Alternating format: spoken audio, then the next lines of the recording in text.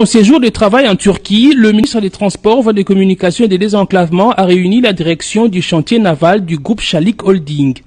À l'issue de cette réunion, Chérubin Okende a passé la commande de 20 unités fluviales ou bateaux qui vont être utilisés sur le fleuve Congo, notamment par la société Transport au Congo dans son volet transco-fluvial. 14 bus fluviaux avec chacun une capacité de 130 places et 6 taxis fluviaux de 25 places sont déjà en train de venir à Transco. Le ministre Chérubin Okende, qui avait à ses côtés le DG intérimaire de Transco, a testé un taxi fluvial de la marine de la municipalité d'Istanbul dont la directrice générale a fait le guide.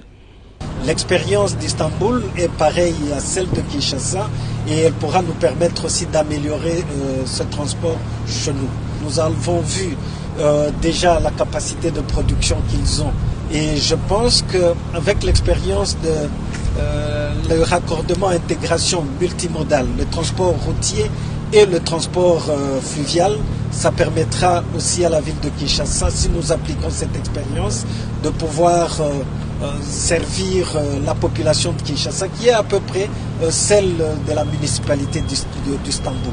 Avec ces bateaux, il y aura non seulement exploitation du fleuve Congo, mais aussi l'érection de 6 quais flottants équipés de salles d'attente, des cafétérias et restaurants, ainsi que des guichets de billetterie. Chérubin Okende, qui a décidé de l'exploitation de la rivière Njili, veut obéir à l'instruction du chef de l'État Félix-Antoine Tshisekedi Tshilombo, qui veut que les populations de plusieurs quartiers et communes soient desservies par la rivière Njili, dont le premier bief part de l'embouchure jusqu'au barrage à l'usine de captage de la Régie des eaux, long de 8 km. Le second bief part du pont Njili jusqu'à Lembaïmbou, 6 km.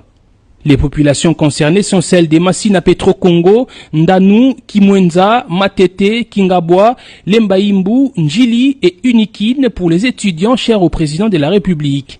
Des unités flottantes appropriées pour ce projet ont été commandées par le ministre des Transports. À cette même occasion, Chérubin Okende a négocié et obtenu pour la RVF une drague petit calibre multifonction capable